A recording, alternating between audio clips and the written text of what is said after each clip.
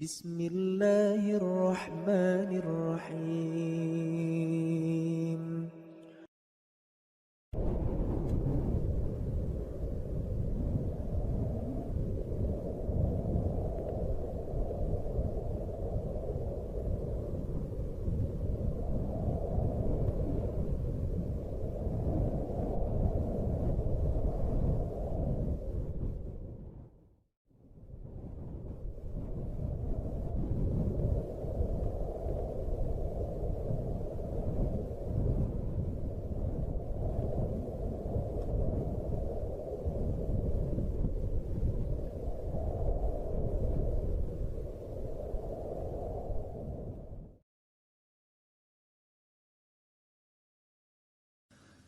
Ya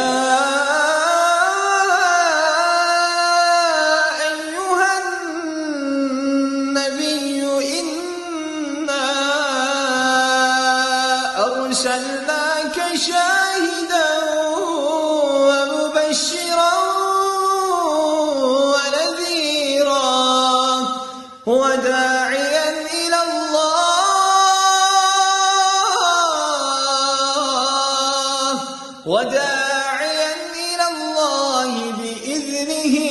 وسراجا منيرا. Ini adalah sudah pernah kita sebutkan di awal surat Al-Ahzab, bahwasanya di antara keistimewaan surat Al-Ahzab adalah untuk mengangkat derajat Rasulullah sallallahu alaihi wasallam. Ya, bagaimana perhatian Allah kepada Nabi sallallahu alaihi wasallam. Di sini Allah memuji Rasulullah SAW dengan banyak pujian. Pertama Allah memanggilnya dengan ya ayuhan nabi, ya ayuhan nabi. Maka di sini adalah sifat nubuwah. An-nubuwah. Ya.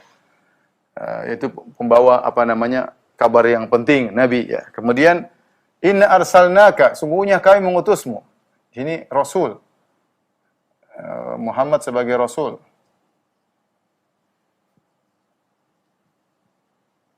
Ya, sebagai rasul. Ini tadi sebagai nabi.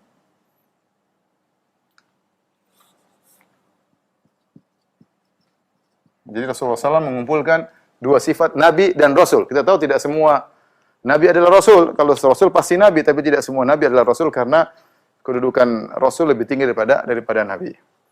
Kami mengutus engkau syahidan, sebagai saksi. Ini sifat nabi, rasul. Sifat yang pertama, sifat yang kedua, sifat yang ketiga, sifat yang keempat, sifat yang kelima. Ya. 5 sifat, kalau kita tambahkan Nabi dan Rasul jadi 7 sifat.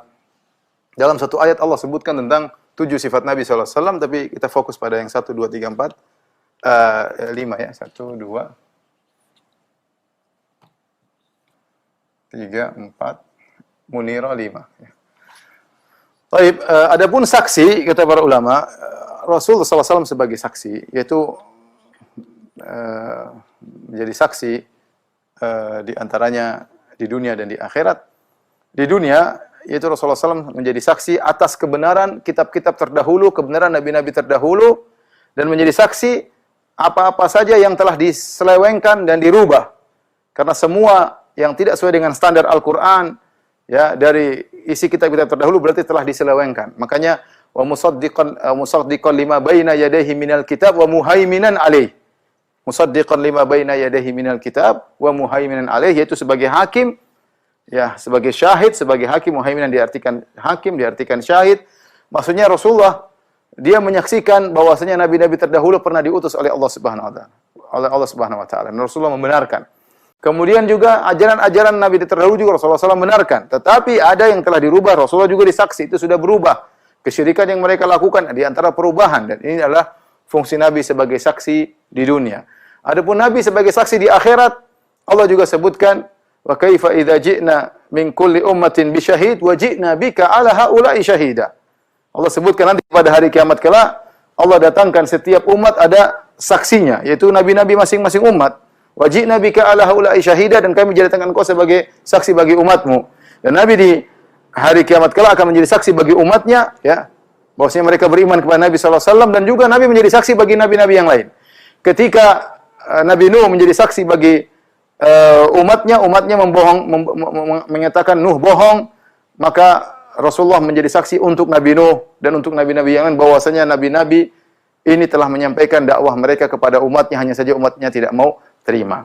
Jadi Nabi menjadi saksi di dunia dan menjadi saksi di akhirat berkaitan dengan nabi-nabi sebelumnya. Ya, ini sifat keistimewaan bagi Nabi yang terakhir. Ya, Nabi yang terakhir Rasulullah SAW. Kemudian mubasyiran, memberi kabar gembira. Ya, karena Rasulullah SAW memberi kabar gembira tentang bagaimana orang-orang yang beriman mendapatkan kebahagiaan di dunia dan juga kebahagiaan di akhirat, tentang ketaatan-ketaatan, bagaimana pahala-pahalanya. Rasulullah SAW memberi kabar gembira.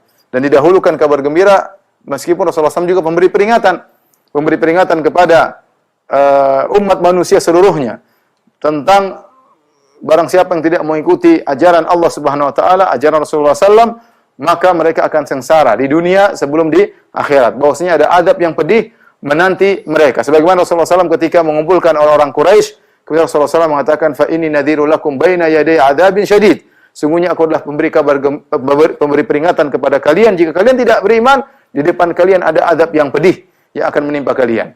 Rasulullah SAW mubasyiran wa nadhiran, memberi peringatan dan juga beri kabar gembira. Tetapi didahulukan kabar gembira karena lebih banyak Rasulullah SAW menyampaikan kabar gembira dari peringatan.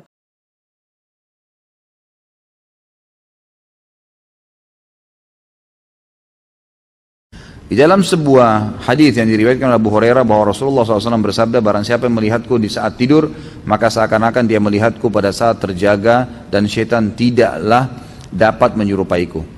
Juga hadis yang diriwayatkan oleh Abdullah bin Mas'ud bahwasanya Rasulullah SAW bersabda, barang siapa yang melihatku di saat tidur, maka sungguh dia telah melihatku. Sesungguhnya syaitan tidak bisa menyerupaiku. Hadis Tirmidzi, dan dia berkata hadis hasan sahih. Apabila Ustaz Khalid pernah bermimpi bertemu Rasulullah SAW dan di mimpi tersebut beliau memberi nasihat yang belum pernah ada dikatakan pada zaman beliau kepada Ustaz Khalid dan berpesan agar disampaikan juga kepada umat muslim yang lain. Apakah Ustaz Khalid akan menyampaikan walaupun itu hal baru? Tentu saja tidak. Tentu saja tidak, karena mustahil bertemu antara pesan Nabi SAW yang datang dalam mimpi dengan apa yang telah beliau ajarkan. Jadi ulama juga membahas masalah mimpi ini. Yang pertama, hadis ini benar, tidak ada yang kita ragukan. Kalau orang lihat di dalam mimpinya Nabi SAW, maka itu adalah Nabi SAW. Tapi perlu diketahui, Ibnu Sirin menjelaskan dalam masalah takwil mimpi dengan panjang lebar, perlu diketahui mimpi yang disebutkan ketemu Nabi SAW adalah mimpi yang memang yang sedang dilihat benar seperti apa yang disebutkan ciri fisiknya Nabi SAW. Misal memang Allah perlihatkan kita melihat secara fisik memang Nabi SAW, bentuk alisnya sudah disebutkan bagaimana, warna kulitnya. Kalau misal maaf, ada orang mimpi Nabi SAW tapi orangnya pendek gemuk, itu nggak benar. Karena Nabi SAW apa ciri fisiknya? Tinggi besar kekar, kan beda. Alisnya Nabi SAW berwarna hitam seperti busur panah. Kalau dia lihat dalam mimpi alisnya warnanya merah misalnya, itu berarti bukan. Walaupun tersirat di dalam hatinya ini adalah Rasulullah. Karena dipertemukan dengan ciri, karena ini bisa saja gitu kan. Jadi memahami hadis ini adalah kata Ibnu Sirin harus dipertemukan juga dengan hadis-hadis yang lain yang menyebutkan tentang ciri Nabi SAW. Yang kedua kata beliau, kalau seandainya fisik Nabi nggak kelihatan, ada kadang-kadang orang mungkin cuma lihat punggung, ada kadang-kadang orang cuma lihat dengar suara, alasannya itu adalah suara Nabi SAW.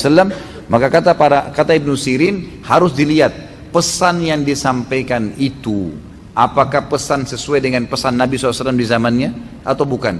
Kalau bukan berarti itu bukan Nabi SAW. Karena di sini kata-kata melihat Nabi lebih tepat secara harfiah adalah melihat fisik Nabi, gitu kan?